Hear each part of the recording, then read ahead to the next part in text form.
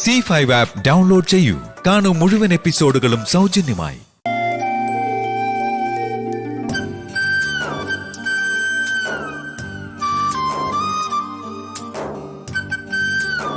എന്താ സംഭവം എന്ന് രണ്ടുപേർക്കും ഇപ്പോഴും മനസ്സിലായിട്ടില്ല. എന്നാ പിന്നെ സാന്ദ്ര തന്നെ പറഞ്ഞ് മനസ്സിലാക്കി കൊടുക്കൂ. ഈ പ്രോഗ്രാമിന്റെ ആങ്കർ സാന്ദ്ര തന്നെയല്ലേ? നമസ്കാരം. ആ, ഈ കാണുന്നതിന്റെ എല്ലാം അപ്പുറത്തേക്ക് ഞാനായിട്ടൊരു ഇൻട്രൊഡക്ഷൻ തരേണ്ട ആവശ്യമേ ഇല്ല. A baby shower.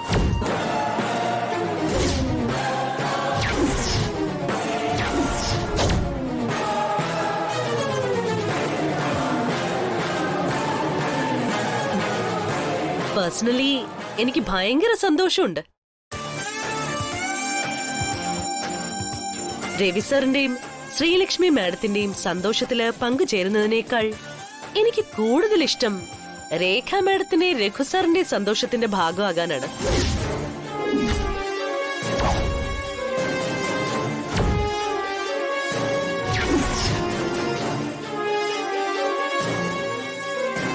എന്നെ അക്ഷരാർത്ഥത്തിൽ ഞെട്ടിച്ചത് രേഖ മാഡമാണ്.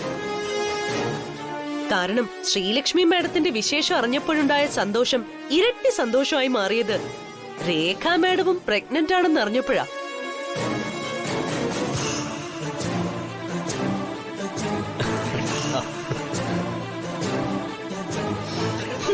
ഈശ്വര നിശ്ചയം ഈശ്വരാധീനം എന്നൊക്കെ നമ്മൾ ഇതിനെ പറയുമെങ്കിലും ശ്രീലക്ഷ്മി മാഡത്തിന് തൊട്ടു പിന്നാലെ രേഖ മാഡവും പ്രഗ്നന്റ് ആയതിനെ അത്ഭുതമെന്നേ വിശേഷിപ്പിക്കാൻ പറ്റൂ.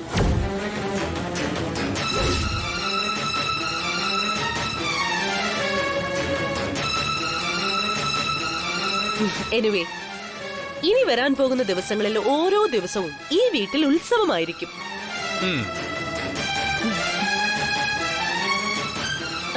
അതിന് മുന്നോടിയായുള്ള ഒരു ഫ്ലാഗ് ഓഫ് മാത്രമാണിത്. വരാൻ പോകുന്ന വലിയ വിശേഷങ്ങളുടെയും ഉത്സവങ്ങളുടെയും തുടക്കമായി ഒരു കേക്ക് കട്ട് ചെയ്ത് നമുക്ക് ആരംഭിക്കാം. അതിനായി ശ്രീലക്ഷ്മി മാഡത്തെയും രേഖ മാഡത്തെയും ക്ഷണിക്കുന്നു. Let's cut the cake.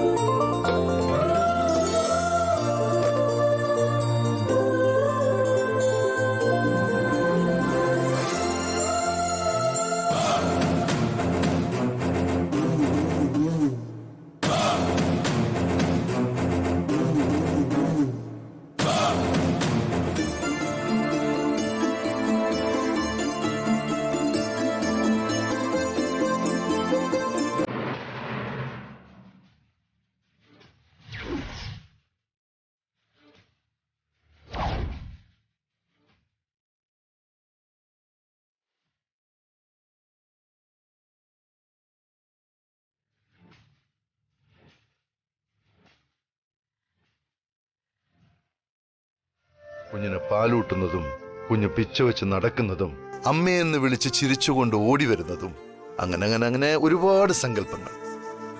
ഇക്കാലത്ത് അമ്മയെന്ന് വിളിക്കുന്നത് ചുരുക്കമല്ലേ? മമ്മിയല്ല ഫാഷൻ. അതെന്തോ ആയിക്കോട്ടെ, പക്ഷേ നമുക്ക് മമ്മി ഡാഡി ഒന്നും വേണ്ട. അച്ഛൻ അമ്മ അത് മതി. അതെന്താ? കുഞ്ഞു കുറച്ച് മോഡേൺ ആവുന്നത് സാറിന് ഇഷ്ടല്ലേ? മമ്മീനും ഡാഡിന്ന് വിളിച്ച എന്താ കുഴപ്പം? അതെ, ഈ മമ്മി എന്ന് പറയുന്നത് ശവകുടീരത്തിനാ, അമ്മ ശവമാവോ? ഡാ എന്ന് പറയുന്നത് ആൺകുട്ടിയെയും ഡി എന്ന് പറയുന്നത് പെൺകുട്ടിയാണ്. അപ്പോ ഇത് രണ്ടും ചേർത്ത് ഡാഡി എന്ന് പറഞ്ഞാൽ അച്ഛന്മാർ ആണും പെണ്ണും കെട്ടവരായെന്നല്ലേ? എന്റെ പൊന്നോ, നമിച്ചു ഞാൻ. എന്നാലും കാലത്തിനനുസരിച്ച് കോലം കെട്ടണമെന്നല്ലേ? അത് ശരിയാന്ന് സാറിന് തോന്നുന്നുണ്ടോ? ശരിയും തെറ്റുമൊക്കെ തീരുമാനിക്കേണ്ടത് അമ്മയാകാൻ പോകുന്ന താൻ തന്നെയാണ്. ഗർഭവതിയായ ഒരു അമ്മയുടെ ഓരോ വാക്കും ഓരോ പ്രവൃത്തിയും എന്തിനാ ഒരു പുഞ്ചിരി പോലും ജനിക്കാൻ പോകുന്ന കുഞ്ഞിന്റെ ജീവിതത്തെ സ്വാധീനിക്കും. നമ്മുടെ കർമ്മങ്ങൾ മറ്റുള്ളവർക്ക് സന്തോഷമുണ്ടാകുന്ന രീതിയിലാകണമെന്ന് നമ്മൾ തന്നെ തീരുമാനിക്കണം. അപ്പോ എല്ലാം ശുഭമാവും. അത് പോട്ടെ, എങ്ങനെയുണ്ടായിരുന്നു സർപ്രൈസ് പാർട്ടി? ഇതിനാണല്ലോ എന്നെ അവിടെ നിർത്തിയിട്ട് അത്യാവശ്യം എന്ന് പറഞ്ഞു മുങ്ങിയത്. എപ്പോഴത്തെയും പോലെ ശരിക്കും സാർ ഞെട്ടിച്ചു കളഞ്ഞു. എന്നെ മാത്രല്ല, രേഖ മാഡത്തിനെ.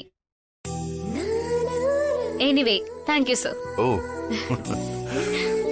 സത്യം പറഞ്ഞ അതിന്റെ ക്രെഡിറ്റ് മുഴുവൻ സാൻഡ്രയ്ക്ക്. ഞാൻ ഒരു പ്ലാൻ പറഞ്ഞു കൊടുത്തേ ഉള്ളൂ. ഓർഗനൈസ് ചെയ്ത് മുഴുവൻ സാൻഡ്ര. ഒരു മിനിറ്റ്.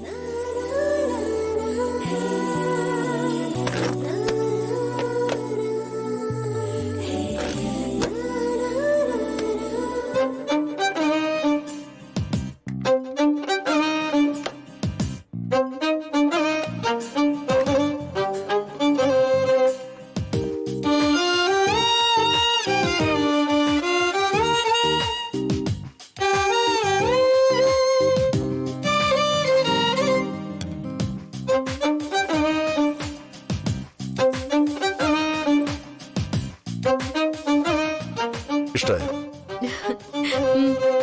അതറിഞ്ഞാ മതി. എന്നിട്ട് എന്ത് പറഞ്ഞു തന്റെ അച്ഛനും അമ്മയും? എന്ത് പറയാനാ, പറഞ്ഞതൊക്കെ സാറും കേട്ടതല്ലേ.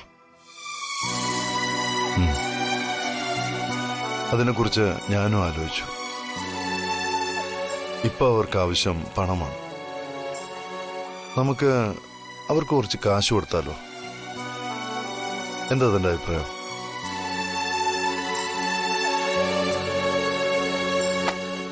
എനിക്കതിനെ കുറിച്ച് നല്ല അഭിപ്രായമേ ഉള്ളൂ. പക്ഷെ അവരത് സ്വീകരിക്കുമെന്ന് എനിക്ക് സംശയമുണ്ട്. അച്ഛന്റെ സ്വഭാവം സാറിന് അറിയാലോ. അന്യരാരും സഹായിക്കുന്നത് അച്ഛന് ഇഷ്ടമല്ല, പ്രത്യേകിച്ചും സഹതാപത്തിന്റെ പേരില്.